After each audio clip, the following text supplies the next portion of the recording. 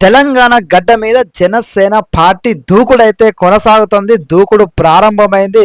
తెలంగాణ గడ్డ మీద జనసేన పార్టీ జెండానైతే రెపరెపలాడుతుంది.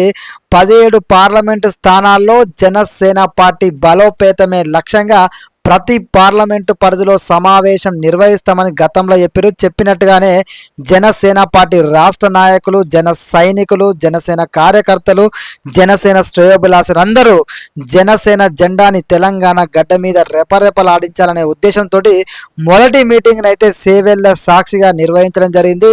చేవెళ్ళ గడ్డ మీద తొలిసారిగా జనసేన జెండానైతే రెపరెపలాడుతుంది. ముఖ్యంగా ఎక్కడ చూసినా కూడా జనసేన సందోహం కనబడుతుంది.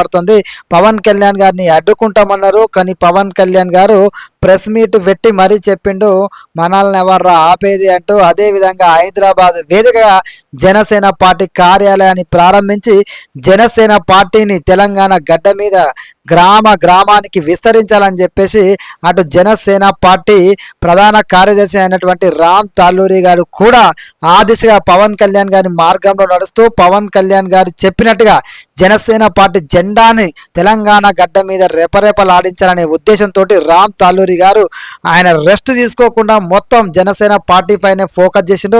ఎట్లయినా సరే తెలంగాణ గడ్డ మీద జనసేన జెండాని ఎగరవేయాలనే ఉద్దేశంతోనే ఆయన ముందడిగేస్తుండు.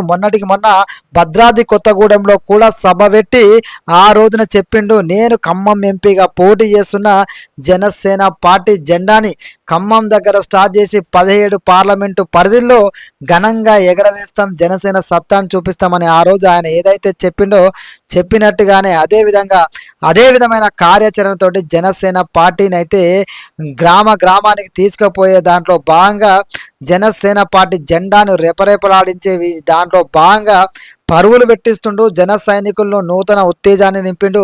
జన సైనికులు ఎప్పటి నుంచో ఎదురు చూస్తున్నారు పవన్ కళ్యాణ్ గారి జనసేన పార్టీని జనాల్లోకి తీసుకుపోవడానికి వాళ్ళు రెడీగా ఉన్నారు. 12 ఏళ్ల నుంచి ఎదురు చూస్తున్నారు జన సైనికులు. ఆ 12 ఏళ్ల నుంచి జనసేన పార్టీ తరపున ఎవరైతే పనిచేస్తున్నారో జనసేన పార్టీకి సంబంధించినటువంటి బలమైన కార్యకర్తలు ఎవరైతే ఉన్నారో ఆ జన సైనికులందరినీ గుర్తు పెట్టుకొని ఆ జన సైనికుల్ని గుర్తించాలనే లక్ష్యంతో ఈ 17 పార్లమెంటు స్థాయిలో 12 ఏళ్ల నుంచి కష్టపడుతున్న జన సైనికులను ప్రోత్సహిస్తూ కొత్త వారిని ఆహ్వానిస్తూ జనసేనలో నూతన ఉత్తేజాన్ని నింపుతూ తెలంగాణ గడ్డ మీద కూడా జనసేన పార్టీ జెండాను ఎగరవేయాలనే లక్ష్యంతో ముందుకెళ్తారు.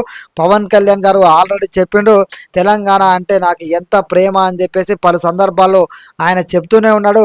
ఆంధ్రప్రదేశ్ గడ్డ మీద నిలబడి కూడా జై తెలంగాణ నినదించే ఏకైక వ్యక్తి, నిజాయితీపరుడు, అవినీతి మరకలేని నాయకుడు, దేశంలోనే అత్యంత ప్రజాదరణ పొందిన నాయకుడు, మోడీ సైతం ఏ పవన్ నయ్యే ఆంది అని చెప్పుకునే నాయకుడు పవన్ కళ్యాణ్ గారు. అలాంటి పవన్ కళ్యాణ్ గారి యొక్క ఆదేశాలతోటి చేవెళ్ళ గడ్డ మీద ప్రజిత్ గౌడ్ గారి ఆధ్వర్యంలో మొదటి మీటింగ్ అయితే దిగ్విజయంగా ప్రారంభమైంది, విజయవంతమైంది. ప్రజిత్ గౌడ్ గారు కూడా గర్వంగా చెప్పారు, చేవెళ్ళ గడ్డ నుంచే నూతన రాజకీయ శక్తిని, నూతన రాజకీయ ఉత్తేజాన్ని, జనసేన జెండా సత్తాని తెలియజేస్తామని ప్రజిత్ గౌడ్ గారు ఈ యొక్క చేవెళ్ళ పార్లమెంటు పదిలో ఆయన కోఆర్డినేటర్గా ఉంటూ చేవెళ్ళ గడ్డ మీద జనసేన జెండాని ఎగరవేస్తానని గర్వంగా అయితే చెప్పడం జరిగింది. రామ్ తాళ్ళూరి గారు కూడా అదే ధీమాన్ని వ్యక్తం చేసిండు.